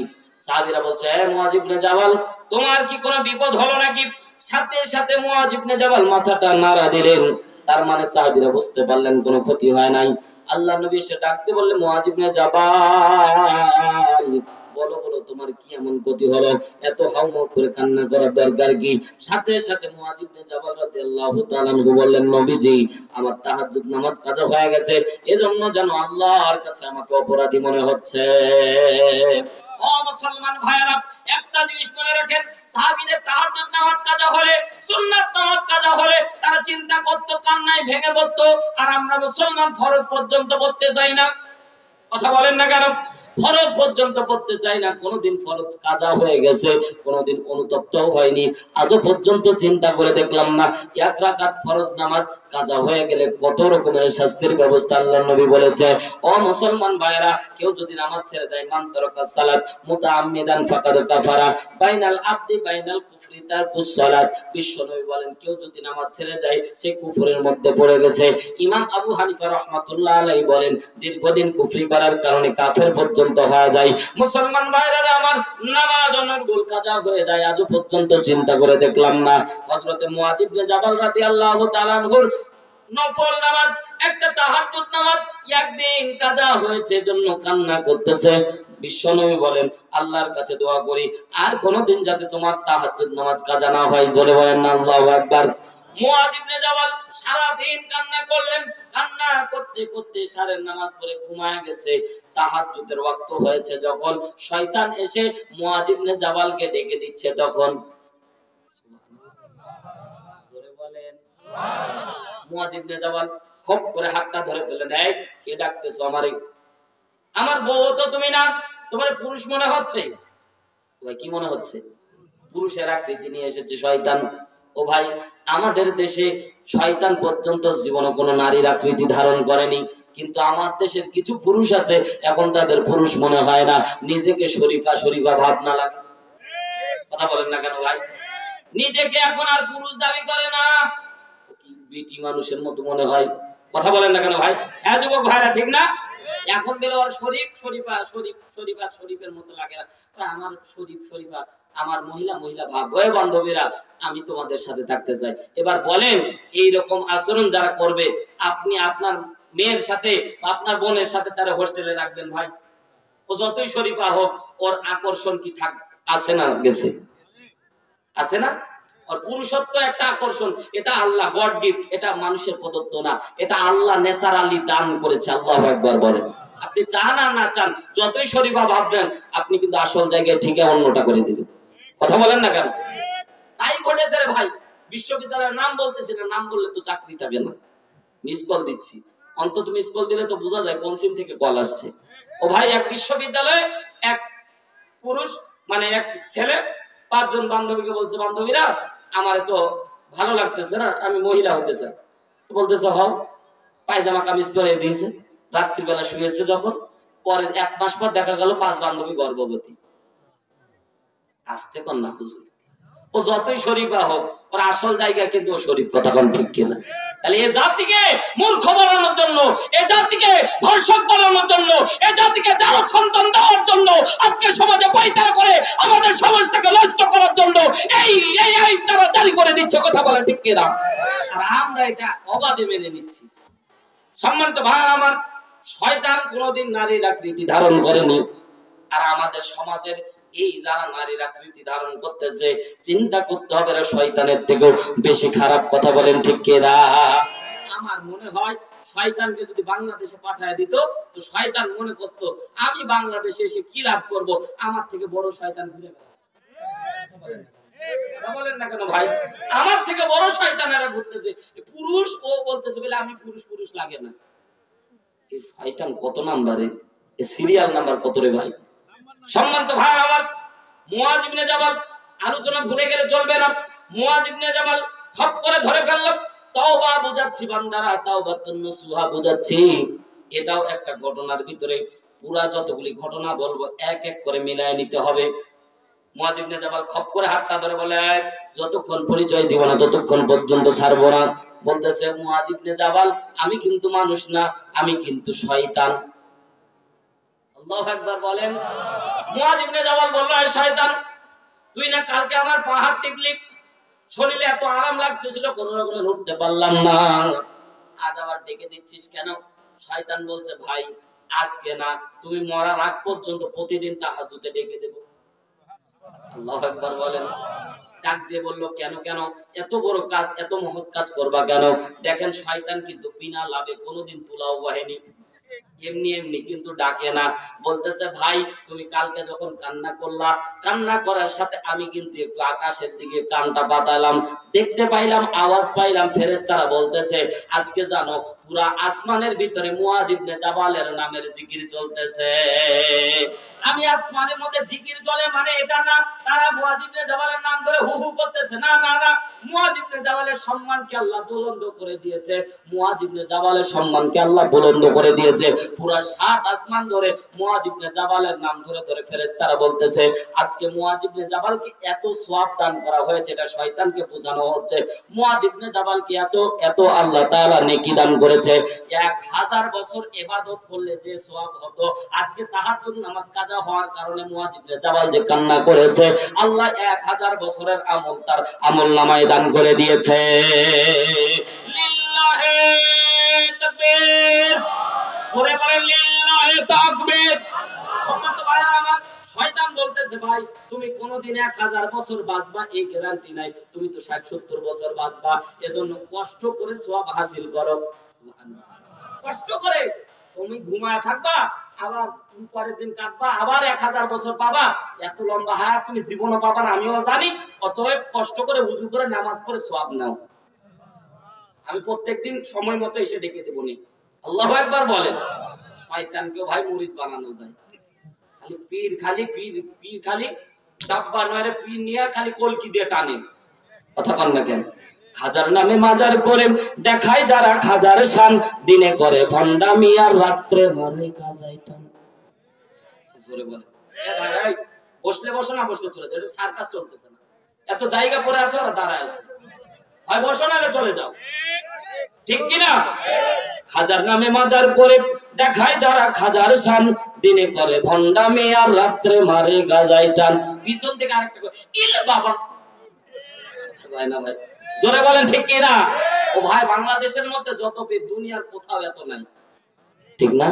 কারণ পীরের একটা শালু, লাল শালু কোন রকমের ফেলে দিতে পারলে টাকায় আর টাকায়, বিনা পুঁজিতে যদি একটা ব্যবসা থাকে তো এই মাজার ব্যবসা। কথা বলেন না কেন ভাই? আর জীবন খেয়াল করে দেখবেন, আমি আমার বাস্তবতায় দেখেছি ভাই, রেল লাইনের পাশে কোনো মাজার নাই। রাজু ভাই ঠিক আছে না? আজার ভাই ঠিক আছে না? কোন রকমের রেল লাইনের পাশে কোনো মাজার নাই, কারণ বাঙালি জানে যে রেল লাইন ব্রেক দিয়ে কোনোদিন ১০ টাকা কেউ দিবে না। যত যত মাজার দেখবেন সব গাড়ির। আর গাড়িওয়ালা একদিন দেখলাম যে বগুড়া পার হতে একটা মাজার আছে, গিরিং করে ড্রাইভার ব্রেক দিল, বলে কর্পোরা ৫০০ টাকার নোট ঢুকাই দিয়াই। আমি জিজ্ঞাসা করলাম, ড্রাইভার ভাই টাকা দিলা কারণ কি? বলছে এখানে ঢেলসা রহমতুল্লাহ আলাইহির মাজার। কিসা? বলছে ঢেলসা রহমতুল্লাহ আলাইহির মাজার, যদি ৫০০ টাকা না দেই তাহলে আমার ঢেল মেরে আমার গাড়িটাই উল্টাই দিবে। ভাই জোরে নাউজুবিল্লাহ পান না। এই বাংলাদেশের মধ্যে কত, আপনি এই এলাকার রাজশাহীর অনেক মানুষ আছে, ওরা রাজশাহী যান, আমি গাজাখড়ি গল্প বলতেছি না, বিড়াল রহমতুল্লাহ আলাইহির মাজার আছে, কুত্তা শাহ রহমতুল্লাহ আলাইহির মাজার, একটা কুত্তা মারা গেছে কবর দিয়ে, ওটাও মাজার, ওইখানেও মানুষ টাকা দেয়। মানুষ এত পাগল বাংলাদেশের মধ্যে। আর আপনারা যারা এই যে আমরা পুরুষেরা যা আছি মা বোন আরো এদিকে বেশি ঝুঁকে গেছে, কথা কোন ঠিক কিনা? বাচ্চা হয় না, শাহজালালের মাজার গায়ে, কথা কোন দেখেন?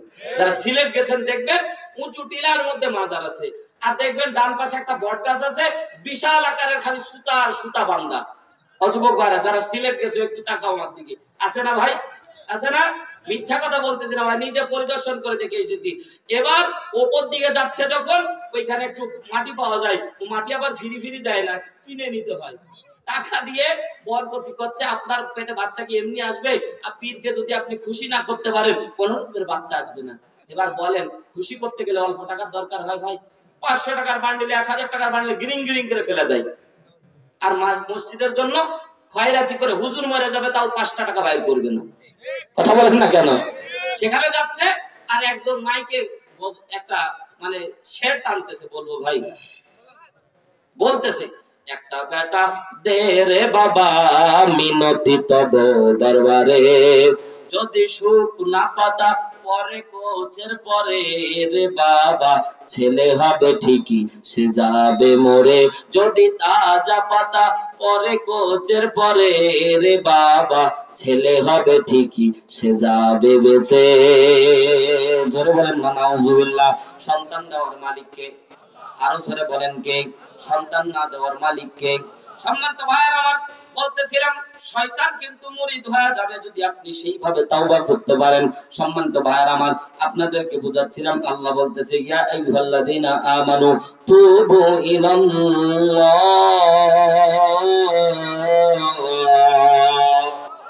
আরো জোরে বলেন আল্লাহু আকবার। তুবু ইলাল্লাহি তাওবাতান নাসুহা, বান্দা একনিষ্ঠ তওবা যদি করতে পারো রে বান্দা, আমি আল্লাহ তোমার জিন্দেগীর तमाम গুনাহ maaf করে দেব। জোরে বলেন না সুবহানাল্লাহ। সম্মানিত ভাইরা আমার, গভীর মনোযোগ দেন। এখানে আমরা ভুক্তভোগী অনেক মানুষ আছে, পর্দানিশী মা বোন সহ। আমি বক্তা মনে করেছেন বক্তা, কিন্তু ভাই আমিও অন্যায় কাজের মধ্যে জড়িত। কত অন্যায় করি আমার আল্লাহ জানে, গোপন করেছে বিধায় তো ওয়াজ শুনতেছেন। যদি আমার মুখোশটা আল্লাহ উন্মুক্ত করে দিত, জীবনে আমার বক্তৃতা শুনতেন না ভাই। এই ওয়াজ আমার জন্য সর্বপ্রথম, পর্দানিশী মা বোনদের জন্য, আপনার জন্য। বনি ইসরাইলের ভিতরে বিশ্বনবী সাল্লাল্লাহু আলাইহি ওয়াসাল্লাম ডাক দিয়ে বলেন সাহাবীরা শুনে রাখো তাওবা কেমন করা লাগবে, তাওবা কেমন করা লাগবে। একটু গভীর মনোযোগ দেন ভাই। আল্লাহর ওয়াস্তে যদি একটু চোখের পানি আসে, আল্লাহ রাব্বুল আলামিন আজকে আপনার জিন্দেগীর গুনাহ maaf করে দিবে। চিৎকার দিয়ে বলেন না আল্লাহু আকবার। চোখের পানির দাম আল্লাহর কাছে এত বেশি, বিশ্বনবী বলে চোখের পানি চোখ থেকে বের হতে 10 সেকেন্ড সময় লাগে, কিন্তু আল্লাহ কবুল করতে ন্যানো সেকেন্ড সময় লাগে। ন্যানো সেকেন্ডকে প্রমাণ করে 1 সেকেন্ডকে 10 লক্ষ ভাগ ভাগ করলে যে সেকেন্ড হয় সেটাকে ন্যানো সেকেন্ড বলা হয়। অর্থাৎ চোখের পানি নাকের ডগায় আসতে 10 সেকেন্ড সময় লাগে, কিন্তু আল্লাহ তার আগে আপনার জিন্দেগীর গুনাহ maaf করে দেয়। জোরে বলেন সুবহানাল্লাহ। বিশ্বনবী বলেন বনি ইসরাইলের ভিতরে 40 বছর পর্যন্ত পানি হয় না, কোন রকমের বৃষ্টি হয় না। পুরা বনি ইসরাইলের লোকজন নবী মুসার কাছে গিয়ে বলছেন নবী আমাদের এই সমাজের মধ্যে পানি হয় না, পুরা জমিন তামা হয়ে গেছে। ও নবী একটু আল্লাহর কাছে দোয়া করে দেন যাতে করে আমাদের জমিনের মধ্যে পানি হয়। নবী মুসা আলাইহিস সালাতু ওয়াস সালামের একটা নিয়ম ছিল, নবী মুসা যেখানে সেখানে আল্লাহর সাথে কথা বলতে পারতো না। কথা বলার প্রয়োজন হতো যখন তোর পাহাড়ে চলে যেত তখন। জোরে বলেন না আল্লাহু আকবার। সম্মানিত ভাইরা আমার, গভীর মনোযোগ দেন। বনি ইসরাইলের লোকজনকে নিয়ে, পুরো কওমকে নিয়ে, 10,000 উম্মতকে নিয়ে, পুরা 10,000 উম্মতকে নিয়ে তুর পর্বতে গেছে। সামনে তুর পর্বতের সামনে মুফাসসিরিন ইকরাম বর্ণনা করেন সামনে 10,000 উম্মত বসে গেছে। নবী মুসা হাত তুলে দোয়া করতেছে রব্বুল আলামিন। খেয়াল করে দেখেন এখানেও আমরা যারা বসে আছি এই হাদিসের সাথে একটু নিজেকে মিলায় আল্লাহর দরবারে তাওবা করতে হবে। ও আল্লাহর বান্দারা, পর্দানিশী আমার মা বোনেরা, গভীর মনোযোগ দেন। অল্প সময় আলোচনা হবে, কিন্তু একটু ঈমানি মুযাকারার জন্য, গুনাহগুলিকে maaf করার জন্য একটু মনোযোগ দেন। বিশ্বনবী বলেন বনি ইসরাইলের 10,000 লোক সামনে বসে আছে। আল্লাহর নবী মুসা হাত উঠিয়ে দোয়া করছে রব্বুল আলামিন, কওমের লোকেরা আমার কাছে আবদার করেছে, আমি নবী তোমার দরবারে দোয়া করতেছি, আমার দোয়াটাকে তুমি ফেরত দিবা না। এইভাবে আল্লাহ রাব্বুল আলামিনের কাছে হাদিসের ভাষায় পাওয়া যায়। বিশ্বনবী বলেন নবী মুসা আল্লাহকে বলল রব্বুল আলামিন পয়গম্বরের ইজ্জতের দিকে তাকায়া তুমি আজকে বৃষ্টি দিবা। এইভাবে আবদার করতেছে আল্লাহ। আল্লাহকে যখন আবদার করতেছিল সাথে সাথে আল্লাহ রাব্বুল আলামিন জিবরাইল পাঠিয়ে দিলেন। জিবরাইল আমিন এসে কানে কানে বলতেছে ও নবী, আল্লাহ একটা মেসেজ দিচ্ছে। কি মেসেজ?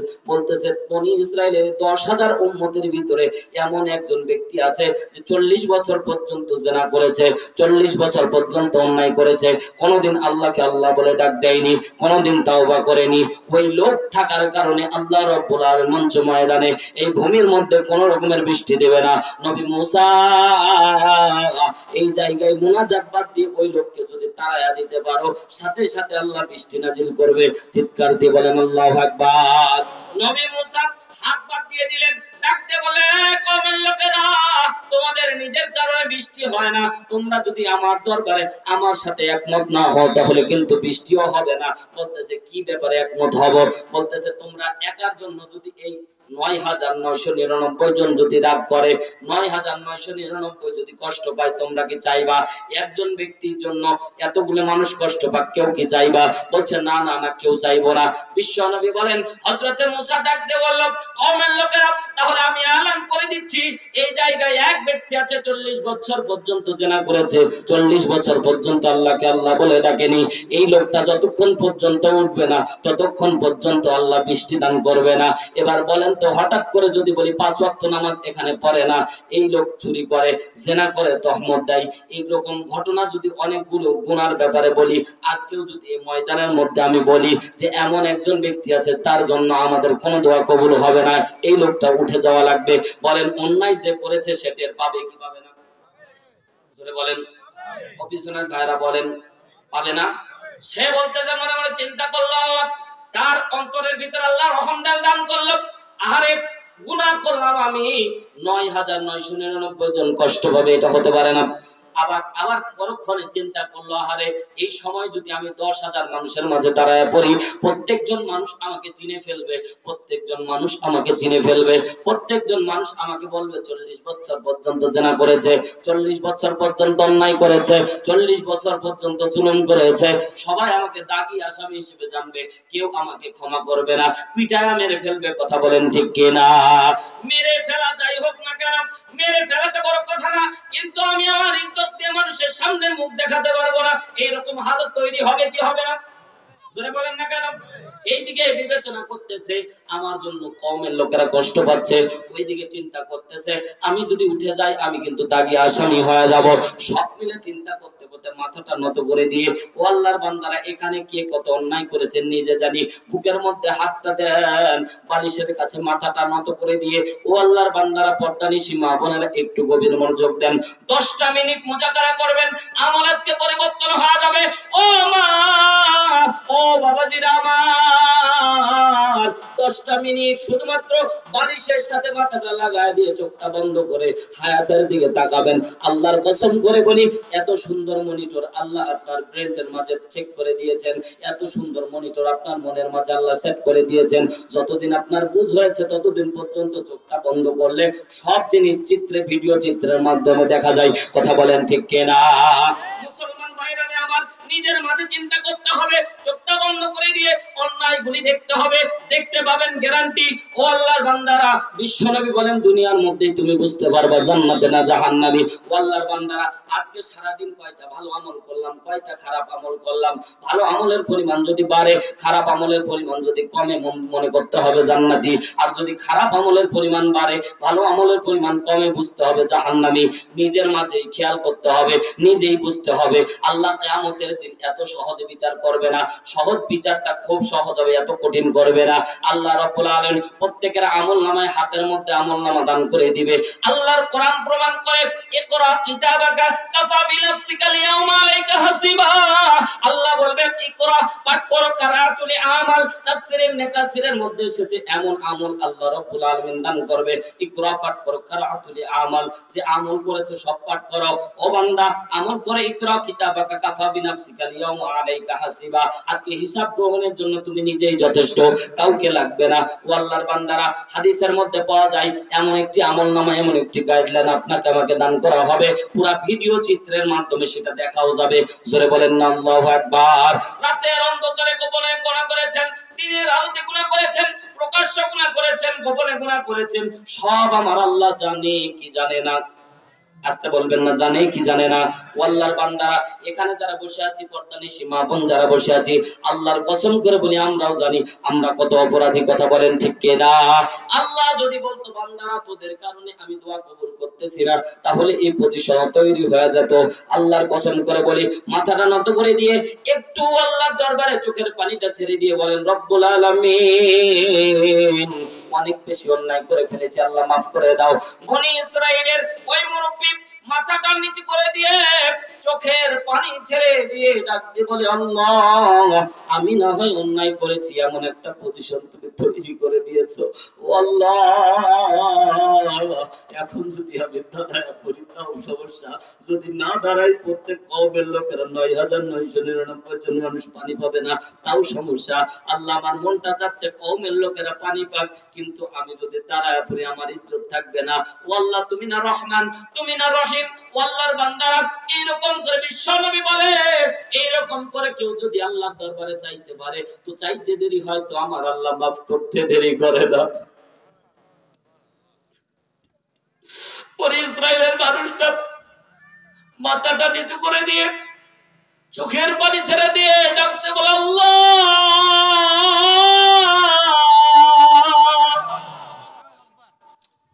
আল্লাহ তুমি আমার মাফ করে দাও তো বনি ইসরায়েলের লোকজন কেউ উঠলো না শুধু তওবা করেছে বান্দা আল্লাহকে বলতেছে আল্লাহ জীবন আর অন্যায় করব না আল্লাহ মাফ করে দাও আল্লাহ রহম করো আল্লাহ দয়া করো সাথে সাথে কিছুক্ষণের মধ্যে বনি ইসরায়েলের কোন লোকজন উঠতেছে না একজন উঠতেছে না নবী মুসা খুব রাগী নবী ডাক দিয়ে বলছে বারবার করে বললাম একজন অন্যায় আছো আল্লাহ জানে এজন্য তো আমাকে বলেছে তাড়াতাড়ি দাঁড়াও তুমি না দাঁড়ানোর কারণে আল্লাহ ফেরেশতা দ্বারা বৃষ্টি দিচ্ছে না তুমি না দাঁড়ানোর কারণে বৃষ্টি হচ্ছে না তাড়াতাড়ি দাঁড়ায় পড়ো ৯৯৯৯ জন মানুষকে কষ্ট দিও না সাথে সাথে কেউ দাঁড়ায় না কেউ দাঁড়ায় না হঠাৎ করে আসমান থেকে বৃষ্টি নাজিল হয়ে গেল জোরে বলেন আল্লাহু আকবার বনি ইসরাইল ঘাট তারা জাতি ছিল বৃষ্টি হলো এবার বলেন তো নবী মুসা আলাইহিস সালাতু ওয়াস সালাম যে কথা বললো সেটার সাথে মিল আছে নবী মুসা যখন দাঁড়ায় আছে কওমের লোক আর বসে নেই যায় নবী মুসার কলার চিপে ধরেছে এই তোমার মতো তোমার না নবী মানি তুমি সত্য কথা বলবা তো তুমি এমন একটা কথা বললা কই আমার কোন কওমের মানুষ কেউ দাঁড়াইলো না কেউ গেল না তুমি না বললা যতক্ষণ পর্যন্ত না উঠবে ততক্ষণ পর্যন্ত বৃষ্টি দেবে না আল্লাহ উঠলো না তো বৃষ্টি হলো তো হলো কেন আল্লাহু আকবার বলেন নবী মুসা আসমানের দিকে তাকায় ও আল্লাহ কেন মিথ্যাবাদী বানাইলা তো আল্লাহ বলছে জিবরাইল ও জিবরাইল যাও তাড়াতাড়ি নবী মুসাকে বলো কওমের লোকদেরকে যখন মুসা এলান করেছে সাথে সাথে বান্দা আল্লাহর দরবারে তওবা করেছে তওবাটা ছিল একনিষ্ঠ তওবা তওবাটা ছিল এমন তওবা চোখের পানি ছেড়ে বান্দা বলেছে আল্লাহ এমন একটা সময় তুমি আমারে ধরলা আজকে উঠলেও বিপদ না উঠলেও বিপদ আল্লাহ আমারে maaf করে দাও তুমি না রহমানুর রহিম আল্লাহর রহমান নামের দয়া করে দান করতে আল্লাহর রহমান নামের দয়া করে বান্দা গুনাহ ক্ষমা চেয়েছে ও মুসা আমার দরবারে কোন বান্দা ক্ষমা চাই আর আমি আল্লাহ ক্ষমা করব না এটা কি হতে পারে বান্দা ক্ষমা চেয়েছে সাথে সাথে ক্ষমা করে দিয়ে বৃষ্টি নাজিল করে দিয়েছি জোরে বলেন আরো জোরে বলেন নবী মুসা আলাইহিস সালাতু ওয়াস সালাম কওমের লোকদেরকে বলছেন আল্লাহ ওহী নাজিল করলেন তার কিছুদিন পর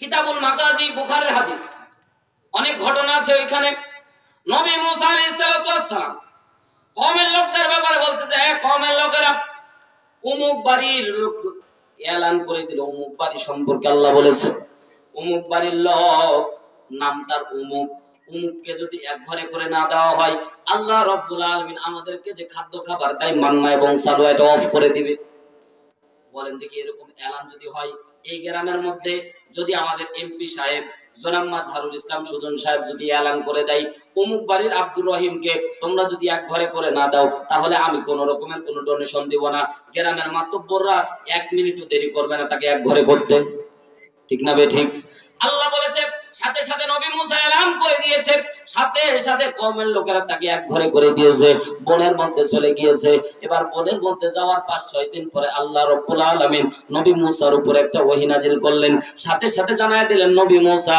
বনের মধ্যে আমার এক আবেদ বান্দা মারা গেছে আমার বন্ধু মারা গেছে আল্লাহু আকবার বলেন অন্যায় করার কারণে যারে বনবাস দেওয়া হলো অন্যায় করার কারণে যারে বনবাস দেওয়া হলো এক ঘরে করে দেওয়া হলো ও আল্লাহর বান্দা এবং বান্দিরা অন্যায় করেছি জুলুম করেছি অত্যাচার করেছি আল্লাহর উপরে আল্লাহ এমন বান্দাকে এমন ভালোবাসে আল্লাহর কাছে চাইতে দেরি হয় তো আল্লাহ maaf করতে দেরি করে না জোরে বলেন না আল্লাহু আকবার সম্মানিত ভাইরা আমার সাথে সাথে আল্লাহ এলান করে দিলেন ও নবী মুসা বন্ধু মারা গেছে, বন্ধুর জানাজা দেওয়া লাগবে, কাফন পরানো লাগবে, গোসল করানো লাগবে, যাও নিয়ে কওমের লোকদেরকে নিয়ে যাও। কওমের লোকেরা বলতেছে, এক কওমের লোকেরা, আল্লাহর বন্ধু মারা গেছে জঙ্গলের মধ্যে, আমাদেরকে খুঁজে তারা গোসল দিয়ে কবর দেওয়া লাগবে। ও আল্লাহর বান্দারা একটু গভীর মনোযোগ দেন, লক্ষ্য করে শোনেন। এবার কওমের লোকেরা এত ঘাট তারা ছিল, বলতেছে আল্লাহর বন্ধু মারা গেছে, তো আমরা করব কি? আল্লাহু আকবার বলেন। কওমের লোকটা কেমন ছিল? কওমের লোকেরা কোন রকমের নগদ ছাড়া তার বিশ্বাস করতো না। আল্লাহ বলে, আমার বন্ধুর জানাজায় যারা অংশগ্রহণ করবে, আমি আল্লাহ সাথে সাথে তার জিন্দেগির তামাম গুনাহ মাফ করে দেব। এবার বলেন তো, কেউ কি আর বাদ থাকবে? দৌড় দিয়েছে, জঙ্গলের মধ্যে খুঁজে বেড়াচ্ছে, লাশ খুঁজে বেড়াচ্ছে। আল্লাহ বলছে, খুঁজে বেড়াও, এত সহজে মাফ করবো নাকি? আল্লাহু আকবার বলেন। সম্মানিত ভাইরা আমার, বনি ইসরাইলের লোকজন যত প্রশ্ন করেছিল তত পেঁচ এসেছিল।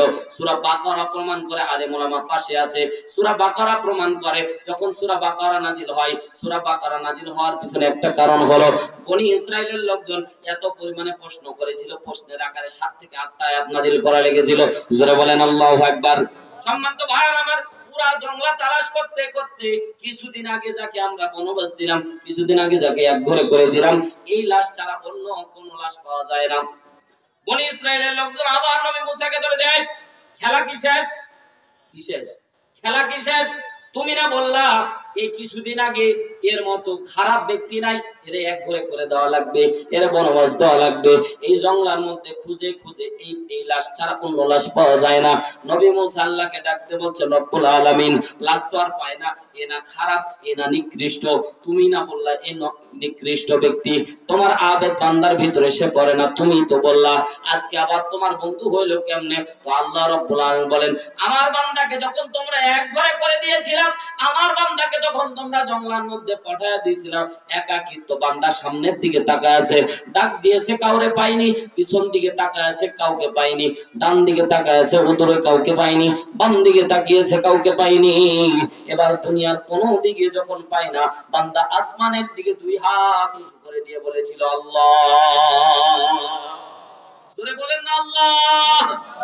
আপনারা বলেন না, একটু হাতটা উঁচু করে দিয়ে বলেন, আল্লাহ আমাদের মাফ করে দাও, রব্বুল আলামিন আমাদের ক্ষমা করে দাও, ও রব্বুল আলামিন আমাদের মাফ করে দাও। বনি ইসরাইলের এই লোক আসমানের দিকে হাত উঠিয়ে আল্লাহ আল্লাহ বলে ডাকতে চিৎকার মারতেছিল। ও নবী মুসা, আমাকে এত পরিমাণে ডেকেছিল, আমার ডাকাটা এত পছন্দ হয়েছিল, ডাকার সাথে সাথে আমি সাড়া দিয়ে আমার বান্দাকে ওলি বানায়, ওলির কাতারে আমার নামটা লিখে দিয়েছি, আবেদ বানায় দিয়েছি। চিৎকার দিয়ে বলেন না আল্লাহু আকবার। বান্দা ডেকেছে কাকে? আর জোরে বলেন। এখানে হয়তো অন্যায়কারী অনেক ব্যক্তি আছে, জুলুমকারী অনেক ব্যক্তি আছে, কিন্তু আল্লাহর দরবারে চাইতে দেরি হবে তো আল্লাহ তাআলা মাফ করতে দেরি করবে না। জোরে বলেন না সুবহানাল্লাহ। কোন জমিনের মাটি আমার হবে গোরস্থান, কাদের চোখের জলে আমি, কাদের চোখের জলে আমি পাব পরিত্রাণ, কোন জমিনের মাটি আমার হবে গোরস্থান, কার কাঁধে চড়ে আমি কবর দেশে যাব, জানি না কার মুনাজাতে খোদার রহম পাব, কার কারণে করবেন ক্ষমা,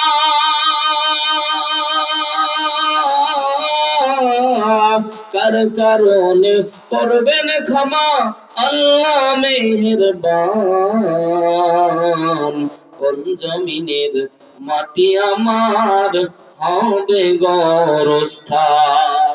কেউ জানি না কার কোথায় কবর হবে, সবাইরই একদিন মরা লাগবে, কথা বলেন ঠিক কিনা? ও ভাই, মরা যেহেতু লাগবে সেহেতু মৃত্যুর জন্য একটু সামানা নিয়ে যাব।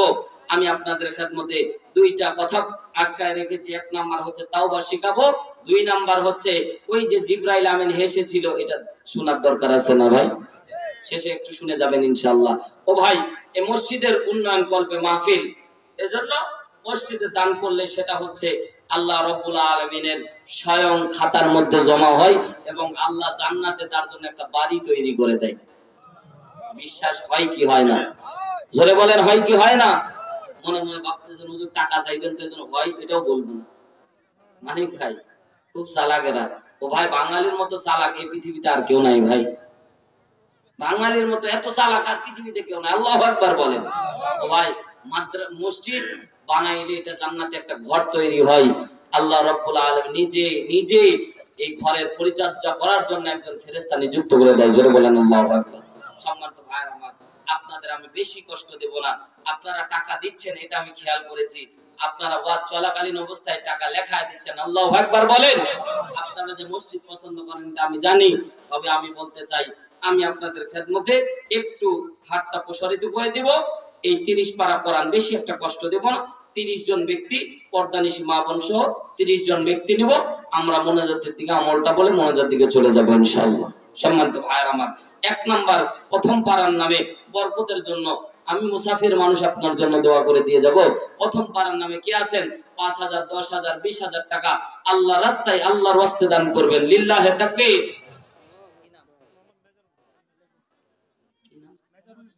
মেজারুল ইসলাম। লিল্লাহে তাকবীর। কলিজার টুকরা মহব্বতের ভাই বিদেশে থাকি আমাদেরকে মেহমানদারি করালো। আল্লাহু আকবার। আল্লাহ তাআলা কবুল করুন বলেন আমিন। প্রথম পারার নামে আমার কলিজার টুকরা ভাই 2000 টাকা করলো দান। আল্লাহ তুমি মেহেরবান কবুল করো, দাতার দান বাড়ায় দাও, মান সম্মান রব্বুল আলামিন। আমার মেজার ভাই যে উদ্দেশ্য করে দান করেছে আল্লাহ তার দানটাকে কবুল করে নাও, জানে মানে বরকত দান করে দাও। জোরে বলেন আমিন। এনামুল মাস্টার 2000 টাকা। লিল্লাহে তাকবীর। আল্লাহ কবুল করে নাও, জানে মানে বরকত দান করে দাও রব্বুল আলামিন। তোমার বান্দা যে উদ্দেশ্য করে দান করলো আল্লাহ দানটাকে কবুল করে নাও রব্বুল আলামিন। তার আত্মীয় স্বজন আহাল পরিবার যারা অন্ধকার কবরে ঘুমিয়ে আছে আল্লাহ অন্ধকার কবরটাকে তুমি জান্নাতের বাগান বানায় দাও। পর্দা নিশি আমার মা বোনেরা আপনাদের নামগুলি পাঠায় দিবেন মা। আল্লাহর হস্তে নামগুলি পাঠায় দেন। আল্লাহর হস্তে আপনাদের জন্য খাস করে দোয়া করব। সফির উদ্দিন 1000 টাকা। আল্লাহ কবুল করে নাও, জানে মনে বরকত দান করে দাও রব্বুল আলামিন। সফির উদ্দিন ভাই যিনি হতে দান করলেন আল্লাহ কবুল করে নাও। আনারুল হক 1000 টাকা। লিল্লাহে তাকবীর। টাকাও দিচ্ছেন না, তাকবীরও দিচ্ছেন না, মানে কি? জোরে বলেন লিল্লাহে তাকবীর। আল্লাহ কবুল করে নাও, জানে মানে বরকত দান করে দাও রব্বুল আলামিন। তোমার বান্দা 1000 টাকা করলো দান। ভাইস চেয়ারম্যান আব্দুল কাইয়ুম পুষ্প 5000 টাকা। লিল্লাহে তাকবীর। আল্লাহ কবুল করে নাও, জানে মানে বরকত দান করে দাও। ভাইস চেয়ারম্যান কে আল্লাহ কবুল করে নাও। আমার সামনে থেকে দেখতে চেয়েছি আল্লাহর বান্দারা কেউ বাদ যাবে না, কেউ বাদ যাবে না, আল্লাহর রাস্তায় দান করব। মেম্বার 2000 টাকা। লিল্লাহে তাকবীর।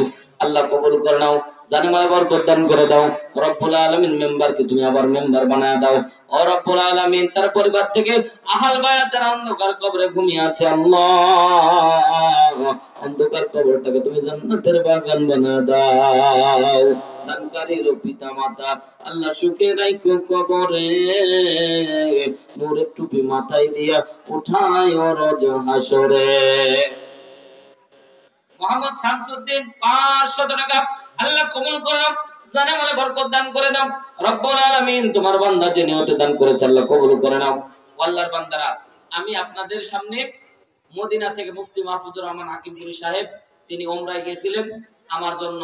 আমি বলেছিলাম আমার যে সকল মাহফিল আমি অনেকগুলি আতর নিয়েছি, শেষে আপনারা হ্যান্ডশিপ করবেন আর আতর নিয়ে যাবেন ইনশাআল্লাহ। হুজুরা খালি হাদিয়া নেয় না, দেয় ও ভাই হাদিয়া স্বরূপ এই আতরটা আপনারা নিয়ে যাবেন শেষে ইনশাআল্লাহ। আমিনুল 500 টাকা। আল্লাহ কবুল করলাম, জানে মানে বরকত দান করে দাও রব্বুল আলামিন। তোমার বান্দা যে নিয়তে দান করেছে আল্লাহ কবুল করে নাও। কবুলকারী আল্লাহ রব্বুল আলামিন। তোমার বান্দা যে নিয়তে দান করেছে আল্লাহ প্রত্যেকের নিয়তগুলিকে আল্লাহ তুমি কবুল করে নাও। আলম ভাই 1000 টাকা। লিল্লাহে তাকবীর। আল্লাহ কবুল করে নাও, জানে মানে বরকত দান করে দাও রব্বুল আলামিন। তোমার বান্দা আল্লাহ যে নিয়তে দান করেছে কবুল করে নাও। তার আহাল বায়াত যারা অন্ধকার কবরে ঘুমিয়ে আছে আল্লাহ অন্ধকার কবরে আযাব থাকলে মাফ করে দাও।